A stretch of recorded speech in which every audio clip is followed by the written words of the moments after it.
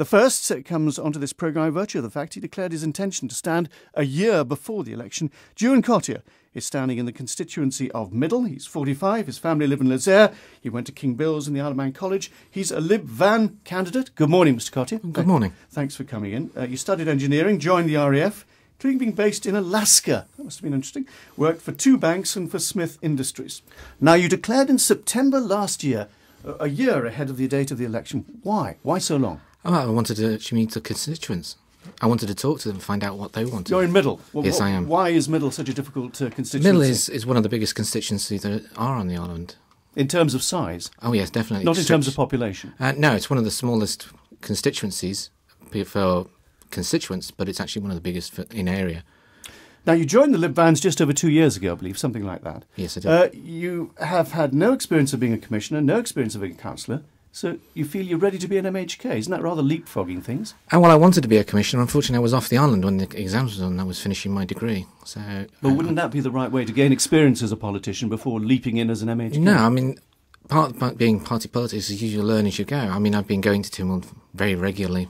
I've been going to constituency meetings. I've been going to parliamentary meetings. All of those give you in good stead and give you the backgrounding you need. Yeah. You think that's better than the practical experience of actually being in the hurly-burly of politics? You have MHKs who have come through without being commissioners. We have, yes. There is no need to... We have, yes. You're a member of the Lib Van Party. Now, in the last election, famously, one member actually got elected as a Lib Van candidate and then jumped off the ship.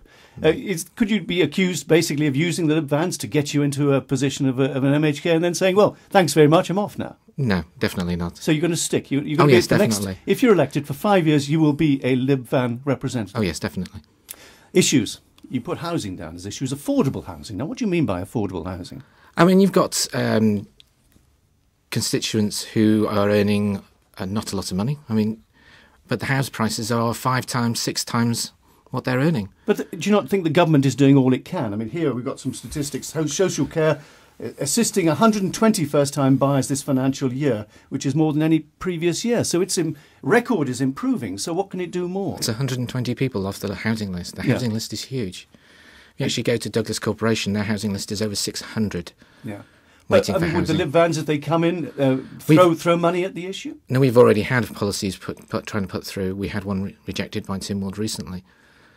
That would have actually put another tier into the housing system. So that's the main plank, do you think, of your... No, I believe housing should be a requirement, but the side of things that we've got is you've got the government building houses, but majority of them are replacements for housing we've already got. So new houses? You want definitely. New houses. That would obviously be a contentious issue because people don't like greenfield sites being used to build new houses in some areas. That's true, but you have to have housing. Accountable government, what do you mean by that? We want government to actually be accounting for what they're actually doing. Instead of wasting money, what do you mean by accounting? Do you mean publishing details of all their decisions? No, I mean what I'm saying is that you should have accountability as in the decisions they make, where the money is going, how it's being spent. But what do you mean by accountable? Do you mean they should go out regularly, have referenda, etc., talk to the people, tell them what they're doing all the time? No, but it should be above board and open and honest.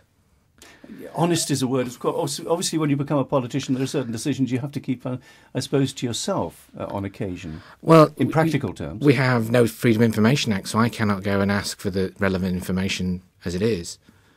We have a code of conduct, but it doesn't mean I will get the information. So, freedom of information will be one of the things top of your agenda. It is one of our fundamental policies that we want. We have been after it since we were formed. Mr. Cottier, thanks very much for joining us this morning. That's, I think, given the people of Middle a chance to hear your voice and to hear you in action. Thanks very much for joining us this morning, the first of our election candidates.